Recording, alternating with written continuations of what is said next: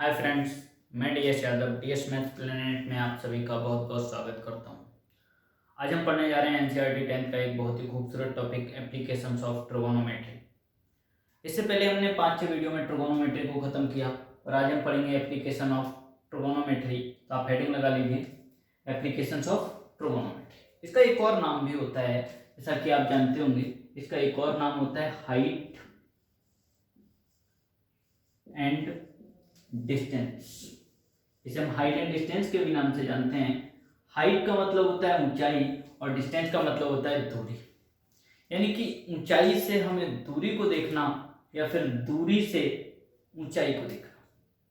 और आसान शब्दों में अगर हम समझें तो कहने का मतलब आप रोड पर खड़े होकर आपका उनको छत पर देखना और उनका छत पे खड़े होकर आपको रोड पर देखना। आप उन्हें देखने के लिए जितनी नज़रें ऊपर उठाते हैं वही होता है एंगल ऑफ एलिवेशन, और वो आपको देखने के लिए जितनी नज़रें नीचे झुकाते हैं वही होता है एंगल ऑफ डिप्रेशन। और आपको पता है कि नज़रें अगर नीचे झुकती हैं तो वो नज़रें नीचे सिर्फ और सिर्फ डिप्रेशन में ही झुकती हैं। अगर हम इसे समझें तो जैसे कि आप यहाँ पर, जैसे कि ये आपका जमीन है, धरातल समतल है, और यहाँ पर आप अगर नजरें बिछाए बैठे, किसी के इंतजार में आप यहाँ नजरें बिछाए बैठे हैं और वो अगर छत पे आए तो आपने इस धरातल से जितनी नजर आपको ऊपर उठानी पड़ी यहाँ तक, और वही जितनी नजर आपको ऊपर उठानी पड़ी वही होता है आपका क्या, angle of elevation. Angle of elevation. अब बात आती है वो यहाँ पर आप तो इतनी नज़र अपने ऊपर उठा ली ऐसे करके, और फिर उन्हें आपको देखने के लिए यहाँ से जो जितनी नज़र उन्हें आप पर नीचे झुकानी पड़ी वो होता है angle of depression. Angle of depression. Angle of elevation हमेशा एंगल ऑफ डिप्रेशन के बराबर होते हैं। अगर ये बराबर नहीं है, आप किसी और एंगल से देख रहे हैं और वो किसी और एंगल से देख रहे हैं, इसका मतलब वो आपको नहीं देख रहे हैं, तो आप गलत फहमी में मत रहे।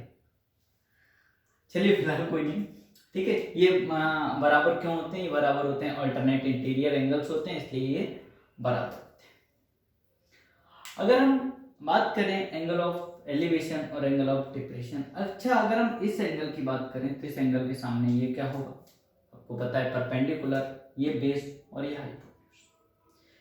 ट्रिगोनोमेट्री की इस एक्सरसाइज आपकी जो आपकी 9th एक्सरसाइज है उसके पहले क्वेश्चन से हम स्टार्ट करते हैं और इसे हम समझने की कोशिश करेंगे कि बेहद आसान है, इसमें बिल्कुल भी कुछ भी कठिन नहीं है। बस आपको लगता है कि हाँ ये तो बहुत ज़्यादा कठिन है, जबकि कुछ नहीं है ऐसा।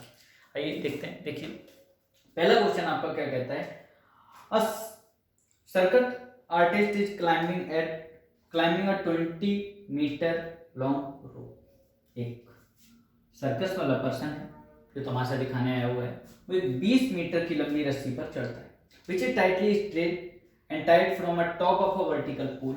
ये कोई पोल है जिसके टॉप पर उसे बांध दिया गया है और ग्राउंड पर ऐसे करके बांध दिया गया, और ये क्या है? ये रस्सी है और इस पर उसे चढ़ना है फाइन।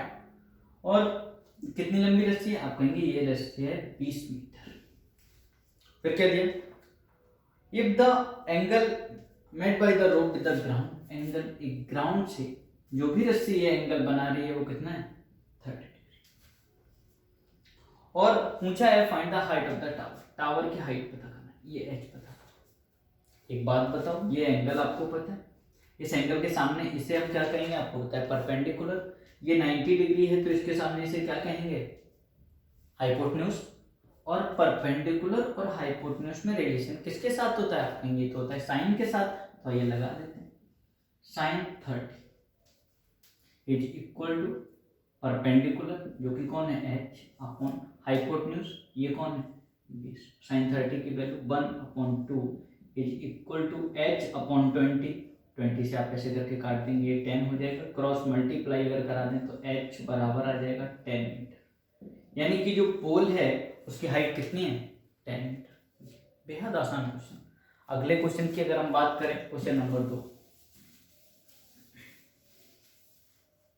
इस चैप्टर की पीडीएफ आपको डिस्क्रिप्शन में मिल जाएगी और डाउनलोड कर लीजिएगा। क्वेश्चन नंबर सेकंड क्या कहता है, एक्सरसाइज है आपकी 9.1 एक्सरसाइज में लिखते हैं, a tree breaks due to storm. एक बार एक तूफान आया, आपकी जिंदगी में भी आता रहता होगा, लेकिन a tree breaks due to storm, एक तूफान आने की वजह से एक पेड़ ऐसे करके जो कि खड़ा था, ठीक है, और वो यहां से ऐसे करके टूट गया, ये जो ऊपर वाला भाग था वो ऐसे करके टूट गया और यहाँ पर जमीन से मिल गया। फिर क्या हुआ, so that end touch the ground to making an angle of 30 degree, और ये 30 डिग्री का एंगल बनाने लगा ऐसे करके। अच्छा, आपने देखा कि ये पेड़ टूटा, मान लो अगर मैं यहां से मानूं कि x हाइट से टूटा, यहां से यहां तक कि x से टूटा, अच्छा ऊपर वाले की कितनी रही होगी, तो आप बोलेंगे ऊपर वाले की रही होगी भाई, अगर हम माने, अच्छा ये बाई है तो जितना टूटा है उतना ही तो यहाँ पर आया, इसका मतलब ये वाली बाई होगी, बताइए। अब देखिए, और आपको एक बात और इन्होंने दी कि जो टच कर रहा है ग्राउंड, उसकी जो डिस्टेंस है यहाँ से लेकर यहाँ तक की डिस्टेंस वो दी है कितनी, 8 मीटर, 8 मीटर दूर ये ग्राउंड को टच कर रहा है।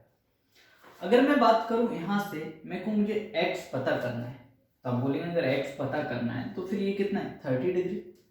अच्छा ये मुझे क्या पता है, एंगल के अपोजिट परपेंडिकुलर मुझे पता करना है, बेस मुझे पता है, परपेंडिकुलर और बेस में रिलेशन किसके साथ होता है, तो आप कह देंगे साइन के साथ, सॉरी tan के साथ, लगा दी, tan 30 degree is equal to x upon 8, tan 30 की value 1/√3 is equal to x upon 8। अगर मैं कहूँ इनका क्रॉस मल्टीप्लाई करा दें तो x√3 इज इक्वल टू 8, और x की जो वैल्यू आ गई वो कितनी आ गई, 8/√3। अगर मैं बात करूं कि मुझे y भी चाहिए, अच्छा y चाहिए, इसका मतलब मुझे क्या पता है, परपेंडिकुलर, ये मुझे ये एंगल इसके अपोजिट है परपेंडिकुलर, ये मुझे बेस पता है, हाइपोटेन्यूज मुझे निकालना है।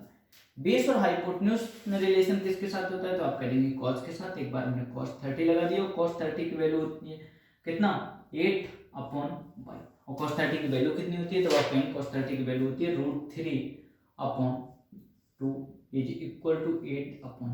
आइए इनका भी क्रॉस मल्टीप्लाई करा दें तो √3y इज इक्वल टू 16, और जो y की वैल्यू आ गई आपकी, वो y की वैल्यू आ गई 16/√3। लेकिन हमें तो हाइट चाहिए थी, ट्री की पूरी हाइट का मतलब x प्लस वाई, तो फिर मैं कहूंगा height of the tree, height of the tree जो होगी वो हो जाएगी आपकी x प्लस वाई, यानी कि 16/√3 प्लस 8/√3, आपको पता है दोनों को जोड़ देंगे 24/√3, ठीक है। लेकिन यहाँ अपॉन में √3 है, चाहो तो रेशनलाइज करा सकते हैं, कैसे, मल्टीप्लाई √3/√3, ऊपर हो जाएगा 24√3/3, 3 से आप काट देंगे, ये 8 हो जाएगा और ये हो जाएगा 8√3 मीटर, ये ट्री की क्या हो जाएगी, हाइट हो जाएगी 8√3 मीटर, ये पेड़ की ऊंचाई, यानी कि ट्री की हाइट है।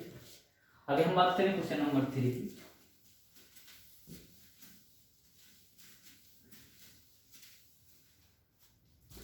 क्वेश्चन नंबर 3 देखिए क्या कहता है आपका, क्वेश्चन नंबर 3 है, a contractor plans to install 2 slides for the children to play in the park. एक पार्क में खेलने के लिए 2 स्लाइड लगाना है, for children below the age of 5 year. कुछ एक स्लाइड तो लगानी है जो बिलो 5 ईयर, जो 5 साल से छोटे बच्चों की, और दूसरी जो लगानी है, ठीक है, वो लगानी है 5 साल से बड़े बच्चों के लिए, ठीक है। और जो 5 साल से छोटे बच्चों के लिए लगानी है स्लाइड, उसने क्या कहा, she prefers to have a slide which top is at a height of 1.5 metre, जिसकी हाइट कितनी है, 1.5 मीटर, और ये ऐसे करके इस टाइप से उसे स्लाइड लगानी, ठीक है, और जिसमें angle of which is height is 5 metre, और दूसरी जो लगानी है वो लगानी है एबव 5 ईयर, यानी कि 5 साल से बड़े बच्चों के लिए, और जो 5 साल छोटे बच्चों को इनकैलेंडेड है 30 डिग्री, कितना एंगल पे, 30 डिग्री पे। अगर और मुझसे पूछा है कि लेंथ ऑफ द स्लाइड मतलब जैसे बच्चे इस पे फिसलते हैं यहाँ से यहाँ, ठीक है, तो फिर मैंने कहा ये निकालना है परपेंडिकुलर पता है, क्या लगा देंगे sine 30 is equal to 1.5 upon ये, यहाँ पर मैंने कह दिया लेंथ ऑफ स्लाइड L1 कह दिया, उसे हम L2 कह देंगे अपॉन L1, इसकी वैल्यू होती है 1/2 is equal to 1.5 upon L1। अगर मैं कहूँ L1 बराबर 1.5 का 2 से मल्टीप्लाई करा देंगे 1.5 इंटू 2 यानी कि 3 मीटर। यानी कि जो पहली स्लाइड है जो 5 साल से कम के बच्चों के लिए है उसकी लंबाई होनी चाहिए कितनी, 3 मीटर। अगली स्लाइड की बात की जाता है एल्डर चिल्ड्रन जो कि बड़े बच्चे हैं उनके लिए she wants to have a step slide of 3 metre जिसमें हाइट कितनी होनी चाहिए, 3 मीटर। वो कह रहे हैं यहाँ पर हाइट उसे 3 मीटर की लगानी है और कितने एंगल पे, विच इज एंगल 60 डिग्री और ये 60 डिग्री का चाहिए। तो फिर मैंने कहा इस स्लाइड की लेंथ को मैंने L2 कह दी और फिर यहाँ से पता करने की कोशिश की क्या, इसकी लेंथ फिर से आप लगा देंगे sine 60 is equal to 3 upon L2। Sine 60 की वैल्यू होती है √3 upon 2 is equal to 3 upon L2। अगर मैं इनका क्रॉस मल्टीप्लाई करा दूं तो आप कह देंगे L2 √3 इज इक्वल टू 6 और L2 आ जाएगा 6 अपॉन √3। रेशनलाइज अगर हम करा दें तो √3 अपॉन √3 से मल्टीप्लाई करा देंगे 6 √3 अपॉन 3 से काट देंगे 3 2 यानी कि 2√3। तो दूसरे बच्चों के लिए स्लाइड लगेगी यानी कि 5 साल से बड़े बच्चों के लिए उसकी लेंथ कितनी आ जाएगी, 2√3। ये दोनों स्लाइड की लेंथ है। क्वेश्चन नंबर 4 की अगर हम बात करें,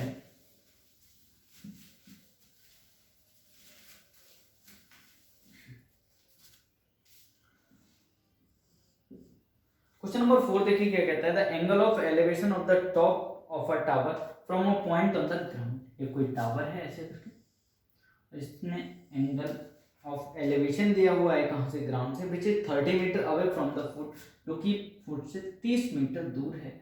वहां से जो टावर का एंगल ऑफ एलिवेशन दिया है टावर के टॉप का वो है 30 डिग्री और हाइट आपको पता करनी है टावर की। आपका कुछ नहीं, बेहद आसान क्वेश्चन है।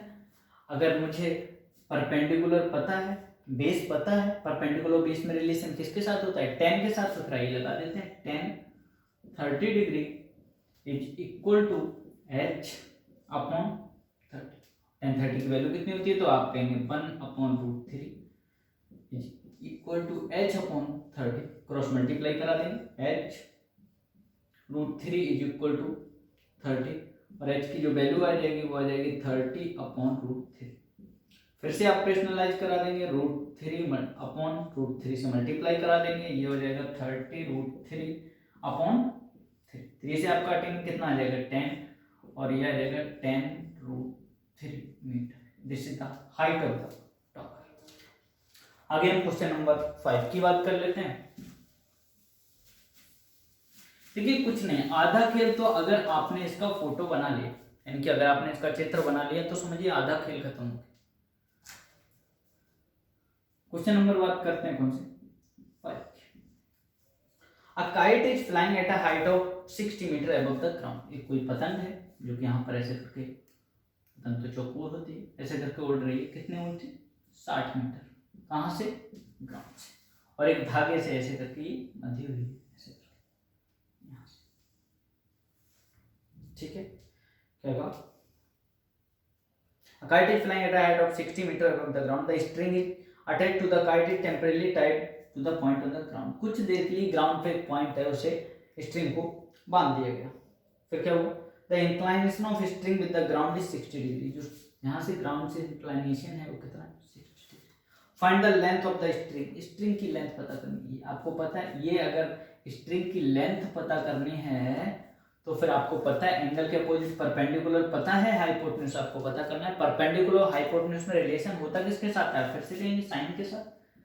Sign 60 is equal to 60 upon l। Sine 60 की value √3 upon 2 is equal to 60 upon l। आइए क्रॉस मल्टीप्लाई करा दें, l √3 इज इक्वल टू 60 का 2 से मल्टीप्लाई करेंगे 1/120 लेंथ जो आ जाएगी वो आ जाएगी 120/√3। अपने का फिर से रेशनलाइज करा देते हैं, √3/√3 is equal to 120√3 divided by 3। 3 से आप काटेंगे ये कितना हो जाएगा 40 और ये हो जाएगा 40√3 मीटर। इतने मीटर धागा। अब आप कहीं धागा ऐसा भी हो सकता था, लेकिन उन्होंने दिया हुआ है कि आपको एज्यूम करना है कि धागा में कोई भी स्लोप नहीं है। क्वेश्चन नंबर 6 की अगर हम बात करें,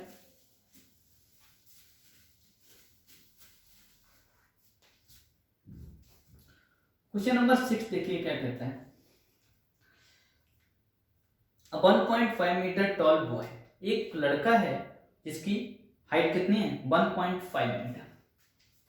1.5 मीटर है, इसका मतलब आंखें तो ऊपर ही होंगी, मतलब जो एंगल बनाएगा वो तो यहीं से बनाएगा। 1.5 मीटर टॉल बॉय, तो क्या हुआ, standing at a distance of 30 metre tall building. एक कोई बिल्डिंग है जो 30 मीटर की हाइट, 30 मीटर की ऊंचाई की एक बिल्डिंग है, उससे यहाँ पर खड़ा हुआ है। अब एक बात बताओ, ये अगर 30 मीटर पूरी है यहाँ से यहाँ तक, तो फिर मुझे तो बात यहाँ से करनी, क्योंकि एंगल जो भी बनेगा वो उसकी आंखों पे बनेगा। पैर थोड़ी देखेंगे तो आंखें देखेंगी, तो फिर यहाँ से एंगल ऑफ एलिवेशन बनेगा। इसका मतलब ये 1.5 रहेगी, तो फिर यहाँ से यहाँ तक ये डिस्टेंस की अगर मैं बात करूँ, ये डिस्टेंस मैं इधर बना देता हूँ, यहाँ से यहाँ तक ये वाली जो डिस्टेंस होगी कितनी होगी 28.5। 30 में से 1.5 घटा दिया, 28.5 मीटर है। आगे क्या कहा, the angle of elevation from his height to the top of the building increases from 30 to 60। वो यहाँ पर जो देख रहा था वो एंगल 30 से बढ़कर 60 हो गया जब वो चल के यहाँ आ गया। क्योंकि यहाँ से चलना उसने स्टार्ट कर दिया, यहाँ से ऐसे करके चल के यहाँ, तब फिर जो एंगल ऑफ इंक्लाइनेशन था वो कितना होगा 30 to 60 हो गया। अब 30 से 60 जब एंगल ऑफ एलिवेशन हो गया और हमसे पूछा है कि बताइए वो कितनी दूर चला है, यहाँ से लेकर यहाँ तक पता करना है कि वो कितनी दूर चला। आइए पहले इसका नाम कर देते हैं। अगर नाम दूं मैं A B C D ऐसे करके मैंने नाम दे दिया यहाँ पर। अब आपने देखा काश मुझे अगर ये डिस्टेंस को मैं यहाँ से लेकर यहाँ तक की डिस्टेंस को x मान लूँ, यहाँ से लेकर यहाँ तक की पूरी डिस्टेंस जो है इसे मैं कितना मान लूँ y मान लूँ, और यहाँ से ये जो मुझे पता ही है 28.5। आइए पहले मैं इस ट्रायंगल में देखा, इन ट्रायंगल BCD। BCD में अगर मैं देखूं तो आपको पता है ये परपेंडिकुलर और ये बेस, तो परपेंडिकुलर बेस में रिलेशन परपेंडिकुलर बेस में रिलेशन 10 के साथ तो लगा दिया, 10 60 इज इक्वल टू 28.5 अपॉन कितना 28.5 अपॉन इसकी value √3 is equal to 28.5 upon x। अगर मैं क्रॉस मल्टीप्लाई करूं x की वैल्यू निकालूं तो हो जाएगा 28.5 अपॉन √3। चाहे तो इसका हम रेशनलाइज भी कर सकते थे, मल्टीप्लाई √3 अपॉन √3 से, और ये कितना हो जाएगा आपका, ये हो जाएगा 28.5 √3 अपॉन 3 से काट देंगे, 3 9 27 3 5 15, यानी कि 9.5 √3 मीटर। ये क्या है x की वैल्यू यहाँ से लेकर यहाँ तक। अगर मैं इस ट्रायंगल में बात करूं, पूरे ट्रायंगल में, इन ट्रायंगल ACD हमें लेना राइट एंगल ट्रायंगल में है, ऐसा नहीं कर सकते हम ABD में ले लिया ये एंगल 90 कितना, सिर्फ राइट एंगल ट्रायंगल में ही लेंगे। ACD में लिया तो फिर हम फिर से लगा देंगे 10 30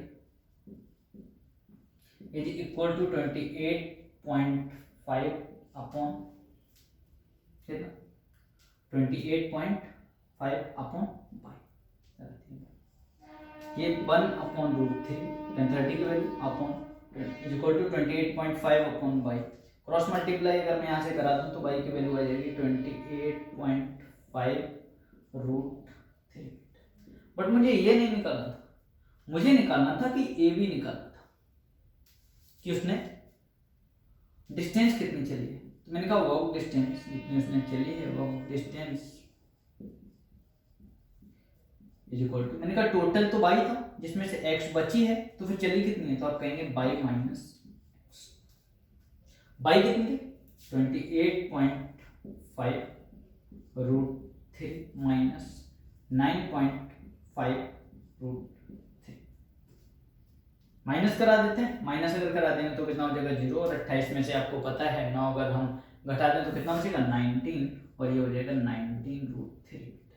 यानी कि लड़के ने जो डिस्टेंस चली है वो कितनी चली है 19 √3 मीटर।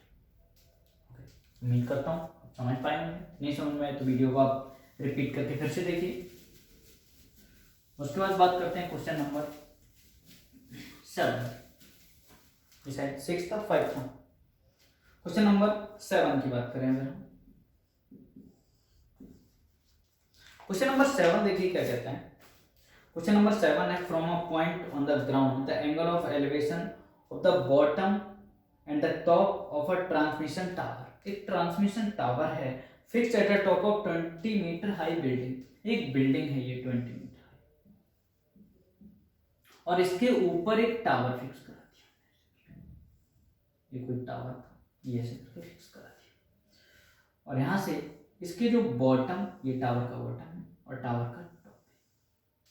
ये एंगल ऑफ एलिवेशन दोनों जो दिए हैं आपको वो दिए हैं 45 डिग्री एंड 60 डिग्री। यानी कि ये 45 डिग्री दिया है और ये 60 डिग्री। नाम दे देते हैं ए बी सी डी। पूछा क्या find the height of the tower. Tower की हाइट पता करना है। आपने मान लिया कितनी है टावर की हाइट h, यहां से और यहां से यहां तक ये डिस्टेंस को मैं x मान लिया। सबसे पहले मैं इस ट्रायंगल में देखूं, छोटे ट्रायंगल में, इन ट्रायंगल ए बी सी। अगर मैंने इस ट्रायंगल में देखा तो आपने कहा ये 10 लगा देते हैं फिर से। 10 45 is equal to 20 upon x और आपने देखा 45 की वैल्यू 1 होती है 10 में और 20 अपॉन x क्रॉस मल्टीप्लाई कर करा दें तो x की वैल्यू आ गई 20 मीटर। अगर आपसे पूछा होता कि इस पॉइंट की डिस्टेंस बता दो तो वो आ जाती 20 मीटर, बट ये नहीं पूछा। आपसे पूछे टावर की हाइट कितनी होगी। ये फिर देख लेते हैं। In triangle A B D, ये पूरे मैं ट्रायंगल में देखा। अब एंगल कितना है 60 डिग्री तो फिर लगा दिया 10 60 is equal to total distance. ये पूरी हाइट लगेगी तो पूरा हो जाएगा h प्लस 20 अपॉन कितना x और x की वैल्यू कितनी है 20 और ये 10 60 की value √3 is equal to h plus 20 upon 20। इस 20 को मैं इधर ला सकता हूँ, हाँ जी बिल्कुल। तो ये कितना हो गया 20 √3। ये 20 इधर प्लस का इधर आके माइनस का हो जाएगा -20 इज इक्वल टू h। 20 में कॉमन ले सकता हूँ और ये बन जाएगा √3 माइनस 1 इज इक्वल टू, यानी कि जो टावर की हाइट आ गई मेरी वो कितनी आ गई 20 √3 माइनस 1 मीटर। आगे हम बात करें क्वेश्चन नंबर 8 की।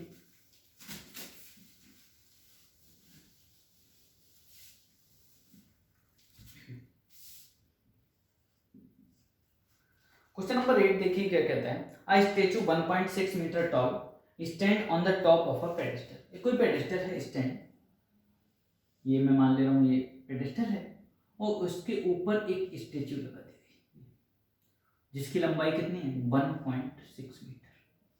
यहां से लेकर यहां तक ये स्टैचू लगा दी गई। Stand on the top of a pedestal from a point on the ground the angle of elevation of the top of the statue. कोई पॉइंट है यहां से एंगल ऑफ एलिवेशन दिया top of the statue. Statue के top का जो angle of elevation है वो कितना है 60 डिग्री। आगे कुछ कहा है, आगे कहा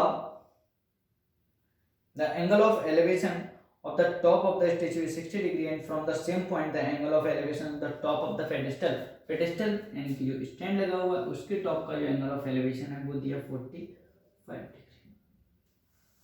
आपसे पूछा क्या है, आपसे पूछा है फाइंड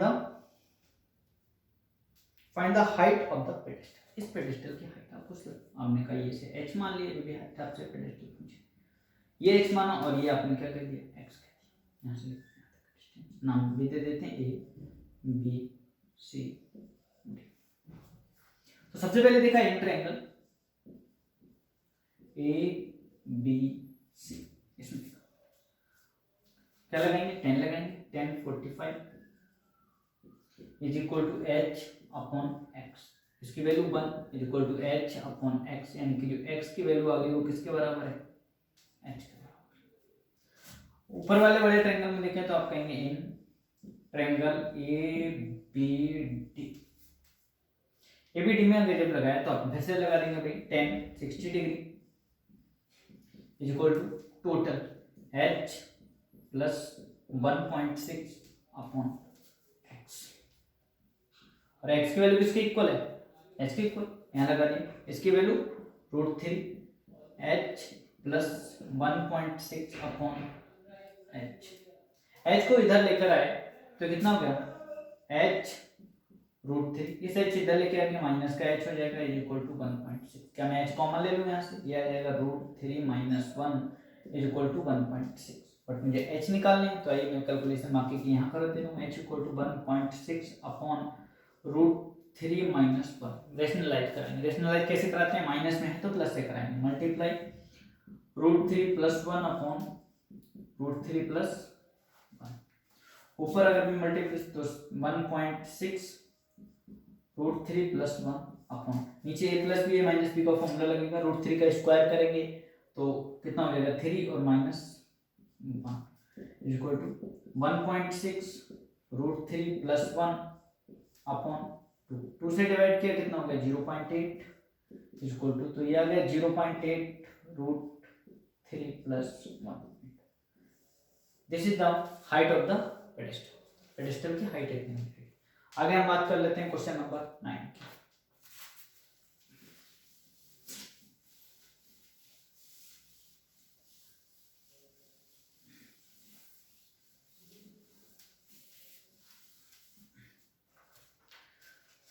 देखिए आपको क्वेश्चन नंबर 9 क्या कहता है। क्वेश्चन नंबर 9 है the angle of elevation of the top of a building from the foot of the tower. ये कोई बिल्डिंग और एक टावर, टावर आपको हमेशा ऊंचा रखना पड़ेगा, इस बात का आपको ध्यान रखना। ये बिल्डिंग है, कितना मीटर हाई है, the angle of elevation of top of a building from the foot of the tower है 30। ये टावर के फुट से यहाँ पर एंगल देखा, ये कितना 30 डिग्री।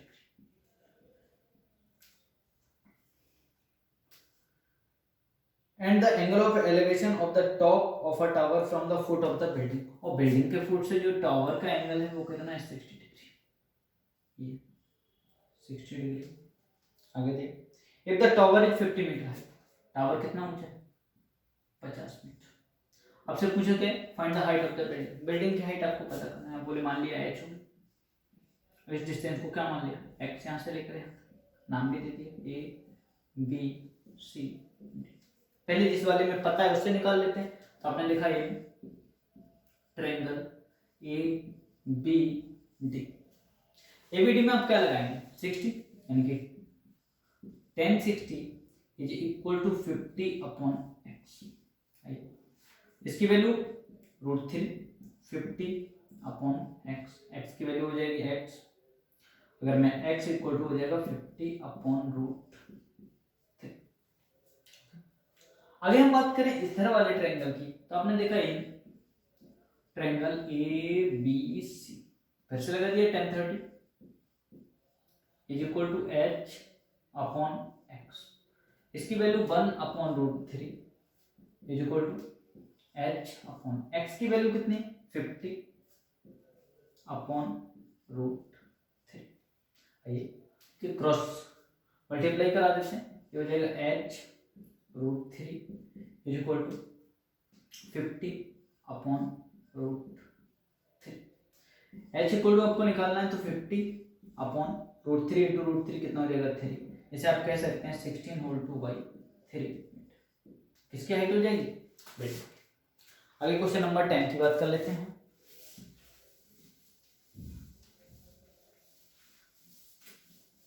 या फिर इस वीडियो को इतना ही रखते हैं, अभी मैं आपको बस 5 मिनट में मिलता हूँ अगले वीडियो के साथ। Thank you.